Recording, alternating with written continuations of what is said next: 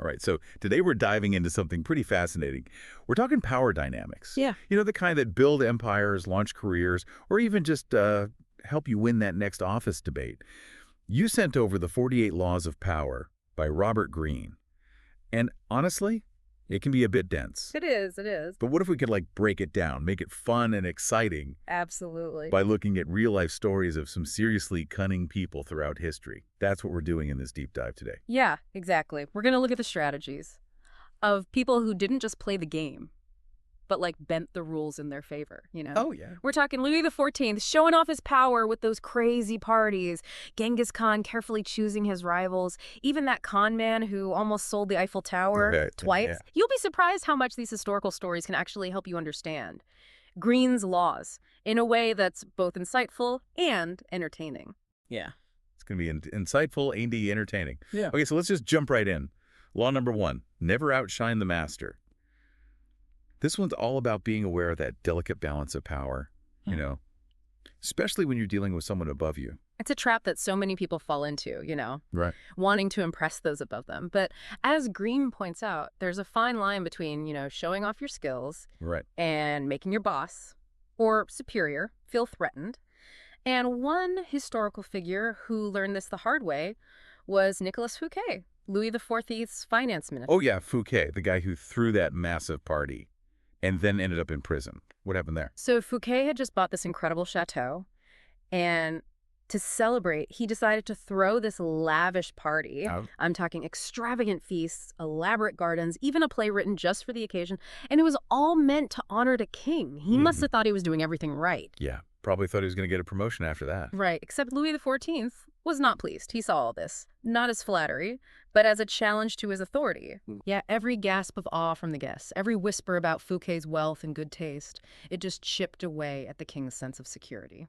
So instead of just saying, hey, tone it down a bit, he decided to imprison Fouquet. What? For life. Talk about overreacting. Well, that was how power worked back then. But the principle here is what's important. Louis XIV was this powerful, image-conscious ruler, and Fouquet, maybe without realizing it, made the mistake of trying to outshine the king in his own court.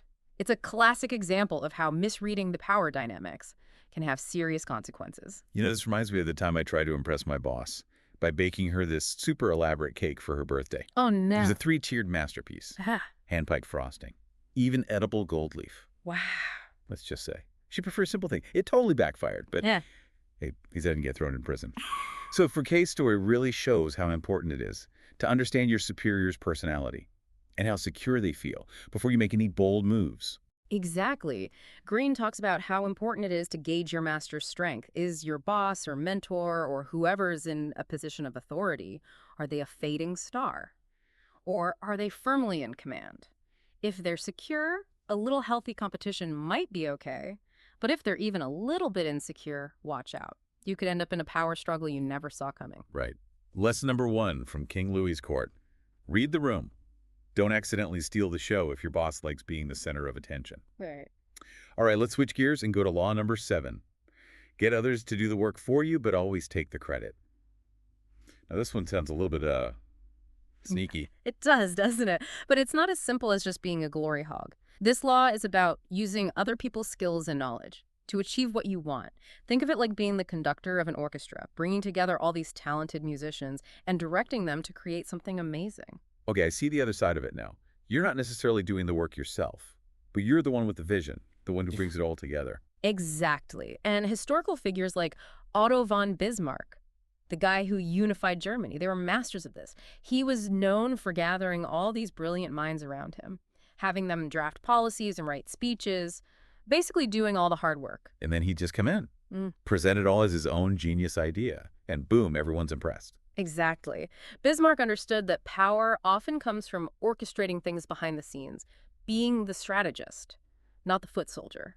And while he may not have been known for giving credit where credit was due, he got things done. And we see this even today in the world of politics. Oh, yeah, totally. Think about all those speechwriters and advisors and strategists working behind the scenes for politicians.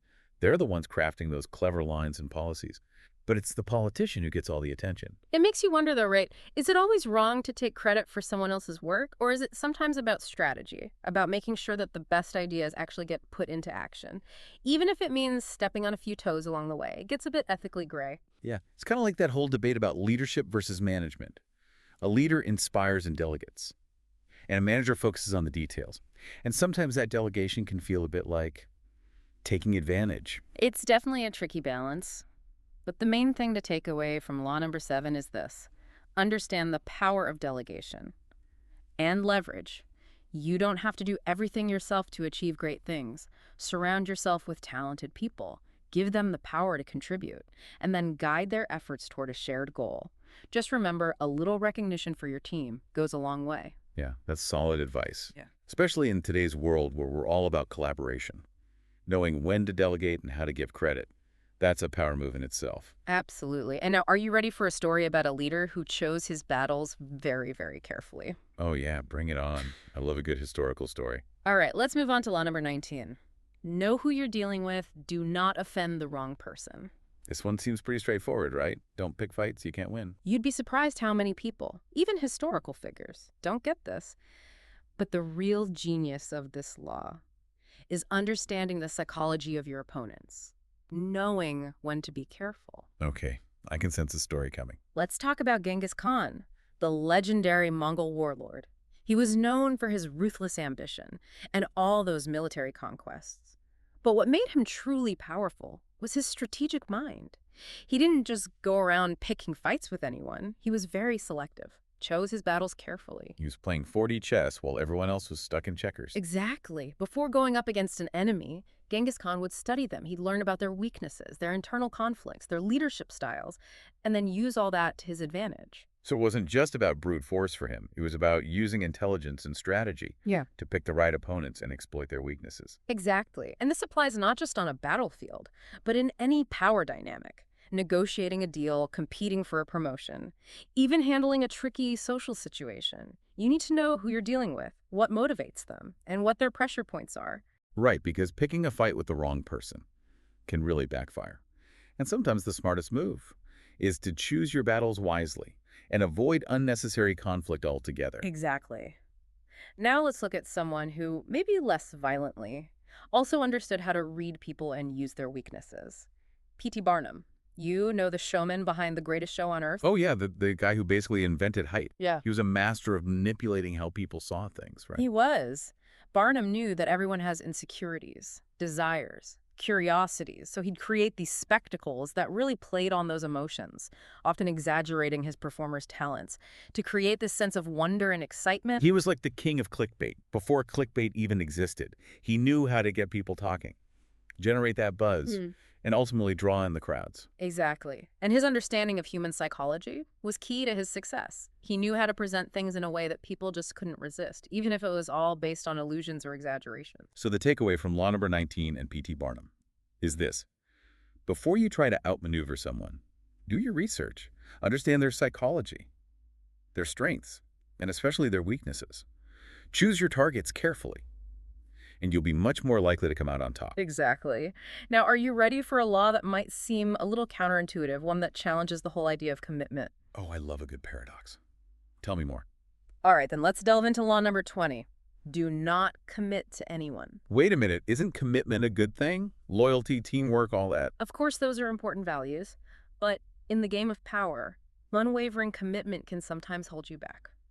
Interesting. Tell me more. Think about it. When you're completely committed to one side, one person, or one ideology, you become predictable. Your rivals know exactly where you stand, what you're going to do, and they can use that against you. So you're saying it's better to be you? More of a free agent? In a sense, yes. This law is all about staying flexible, keeping your options open, using your non-commitment as leverage to gain power and influence. And history's full of people who were great at this whole non-commitment thing. Queen Elizabeth I, for example. She had to deal with all these powerful and often hostile rulers in Europe. And she did it by strategically dangling alliances and marriages without ever fully committing to one side. Oh yeah, good Queen Bess. She was playing a dangerous game. I can see how keeping her options open would have been a smart move. Exactly. By staying uncommitted, she stayed in control.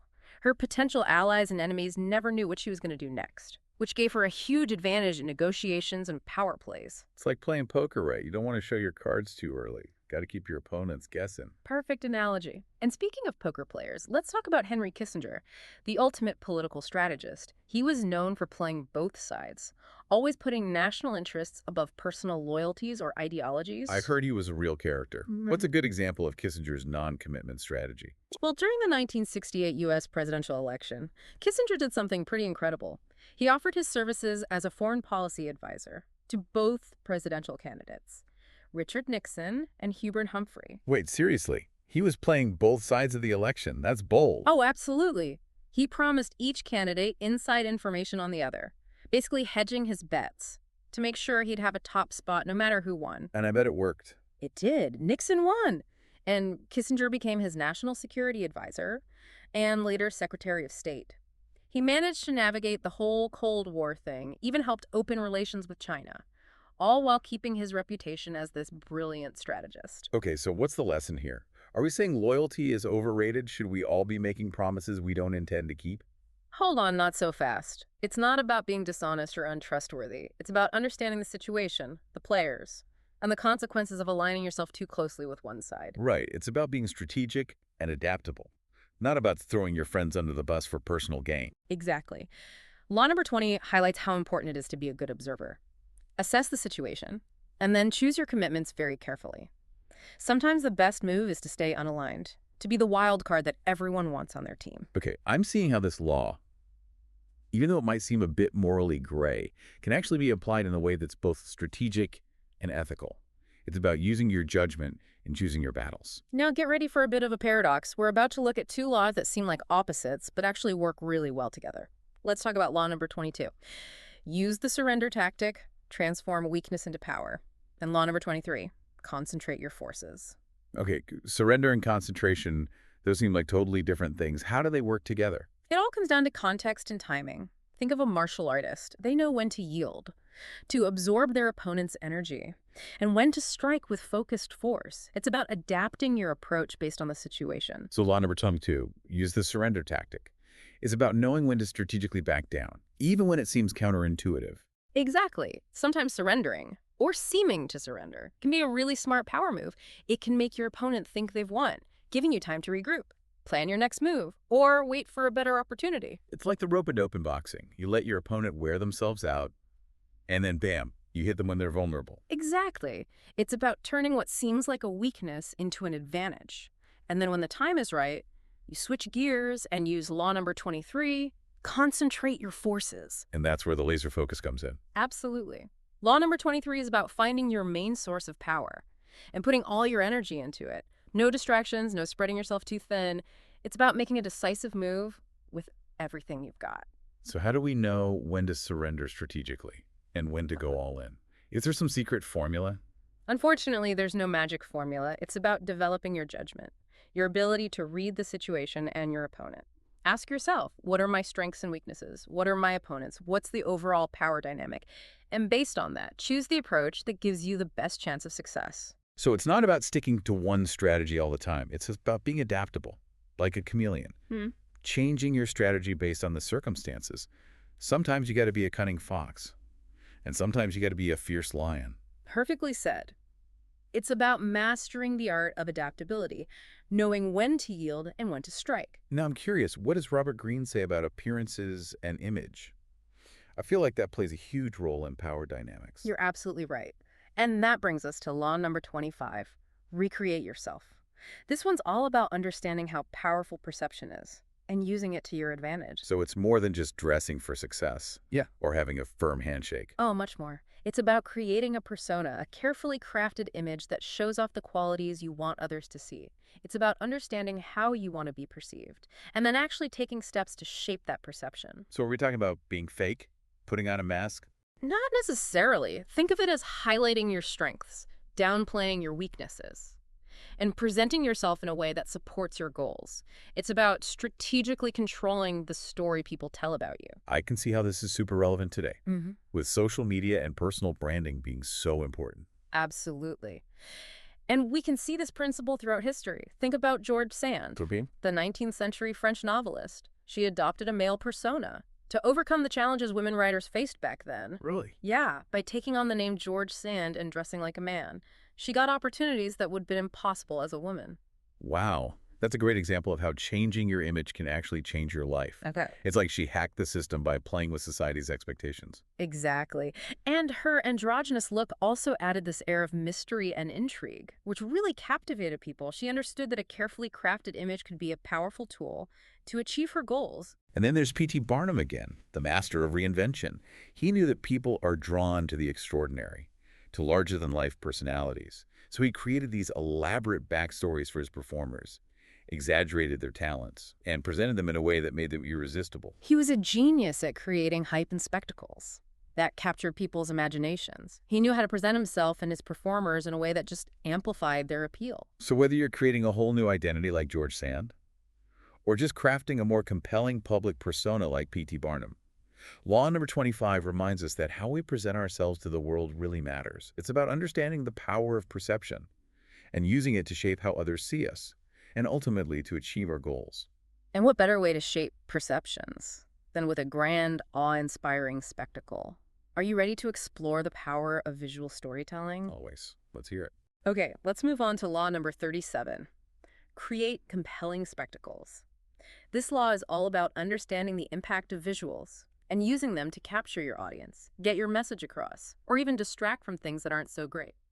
I love this one. Spectacles are all about creating a sense of awe, transporting people to another world, even if it's just for a little while. Exactly. And throughout history, powerful people have understood how important it is to create memorable events, to strengthen their positions and influence public opinion.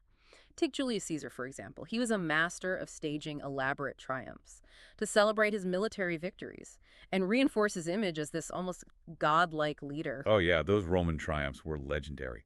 Parades, prisoners of war, mountains of treasure. Talk about going big. They were these extravagant displays of power and dominance, and they weren't just about celebrating victory. They were about shaping public perception, instilling a sense of awe and admiration for Caesar. These events solidified his position as the undisputed leader of Rome. And of course, we can't forget Cleopatra, the queen of dramatic entrances. Her arrival in Rome, sailing up the Tiber River on a barge covered in gold and silver, dressed as the goddess Venus. It was pure spectacle. It was a masterclass in using visuals to project an image of power and allure. She knew how to make a lasting impression, and her grand entrance into Rome cemented her place in history as a legendary figure. These stories really remind us that actions speak louder than words, right? A well-crafted spectacle can be so much more powerful than any speech or announcement. Absolutely. Visuals are powerful. They evoke emotions, create memories, and shape how we see the world. And when they're used strategically, they can be incredibly effective tools for influencing people and events. So what are some modern-day examples of these compelling spectacles? Are we talking about those elaborate marketing campaigns, political rallies, or maybe even those over-the-top celebrity weddings? All of the above. Think about the Super Bowl halftime show. It's this massive spectacle that grabs the attention of millions around the world. It's not just about the music. It's the choreography, the special effects, the guest appearances. It's carefully designed to create excitement and wonder. Or those product launches that tech companies do, where they unveil the latest gadget with all the fanfare of a rock concert. They're not just selling a product. They're selling an experience and emotion. Exactly. They're creating buzz-generating hype and using spectacle to make their products seem even more desirable. So the main takeaway from law number 37 is this. Don't underestimate the power of visuals and experiences. Whether you're trying to win over a crowd, make a sale, or just reinforce your image, a well-crafted spectacle can be an incredibly powerful tool. Now, are you ready to dive into the world of emotional manipulation? This next law is not for the faint of heart, but it offers some really interesting insights into the power of emotions. Ooh, sounds intriguing. Let's do it. All right, so let's unpack law number 39. Stir up waters to catch fish. This one's all about understanding how powerful emotions are, both your own and your opponent's, and using that understanding to your advantage. This sounds a bit like playing mind games. Is it about being manipulative? Well, it can be, but it doesn't have to be. It's really about understanding how emotions affect our decisions and actions. And then using that knowledge to persuade or negotiate, or even just help someone see things from a new perspective. Okay, so it's more about emotional intelligence than just trying to manipulate people. Exactly. The first part of this law is about controlling your own emotions. You got to be able to stay calm and objective, even when things get heated. Right, because when you're all worked up, Yeah. you're more likely to do something impulsive or say something you'll regret. I've been there. We all have. But if you can keep your cool, you can actually observe your opponent's emotional state, understand what's driving their behavior, and respond in a way that gives you the upper hand. So it's like being an emotional detective, looking for clues, trying to figure out what's really going on. That's a great way to put it. And once you understand your opponent's emotional landscape, you can use that to your advantage. That's where the second part of law number 39 comes in, strategically stirring up the waters. Okay, but how do we do that without being, well, a jerk? It's not about being mean or intentionally trying to hurt someone. It's about subtly provoking an emotional response, kind of throwing your opponent off balance so you can create an opportunity for persuasion or negotiation. Can you give me a historical example of how this works? Sure, let's talk about Harry Houdini, the legendary escape artist. He was a master of manipulating people's emotions, not just with his incredible escapes, but also with his stage presence and his ability to create suspense. Houdini was a true showman. He knew how to work a crowd. Exactly. He understood that people love a good mystery, a challenge, a sense of danger. So he would often make his escapes seem even more impossible, like by inviting the police to check his equipment beforehand, knowing they wouldn't find any tricks. So he was basically planting seeds of doubt, making people wonder how he could possibly escape. Exactly. He was playing with their emotions, their anticipation, their disbelief. And that made his escapes even more amazing. He was a master of psychological misdirection, and his understanding of human emotions was a big part of his success. Absolutely. And we see this in other fields too. Think about Milton H. Erickson, the famous psychotherapist. He was known for his indirect and often paradoxical approaches to therapy. Yeah, he was kind of a rebel in the world of psychotherapy, wasn't he? He was. Erickson understood that sometimes the best way to help someone change isn't to confront them directly, but to meet them where they are emotionally. He used metaphors, stories, even humor to get past his patients' resistance and help them see things in a new light. So instead of forcing a solution on them, he'd guide them towards it by appealing to their emotions, their subconscious desires. Exactly. He understood that logic and reason aren't always enough. To change deep-seated behaviors, sometimes you need to tap into the emotional side to shift their perspective. That's fascinating. It's like speaking a whole different language, the language of emotions. In a way, yes. And while this law might seem manipulative at first glance, it can be used ethically and effectively in many situations. It's about understanding the power of emotions and using that knowledge to connect with people on a deeper level, to persuade, inspire, or even help them heal. So it's about using your powers for good. I like that. So as we wrap up our deep dive into the 48 laws of power, what's the key takeaway you want our listeners to remember? I think it's important to keep in mind that these laws aren't some kind of guide to becoming a master manipulator. They're more like observations about human nature and how power dynamics work. They've been at play for centuries. It's like having a secret decoder ring to understand the unspoken rules of the game. Exactly. But like any tool, these laws can be used for good or for bad. It's up to each person to decide how they want to apply them, to always think about the ethical side of their actions. It's about being aware of the forces at work, understanding the psychology of power, and making choices that align with your values and goals. Well said. Ultimately, the best way to use power isn't about controlling others. It's about understanding and influencing human behavior. It's about building relationships, inspiring trust, and creating situations where everyone benefits. So it's not about being the loudest or the most aggressive person in the room. It's about being the most perceptive, the most strategic, Yeah. and the most adaptable. Exactly. As you continue exploring these laws and the stories we've discussed, think about how you can apply these principles ethically in your own life. How can you use this knowledge to reach your goals, navigate tough situations, and become a more effective and influential person? This has been an amazing journey. We've explored everything from the courts of kings and queens to the world of political deal-making, all while uncovering these timeless strategies of power. And who knows, maybe you'll even start to see some of these laws at work in your own life. The key is to be observant, be strategic, and always remember that knowledge, when used wisely, is the ultimate power. So true. A huge thanks to you for guiding us through this deep dive. It's been a pleasure. The pleasure was all mine. And to our listeners, keep those metaphorical crowns polished. And until next time. Keep on diving.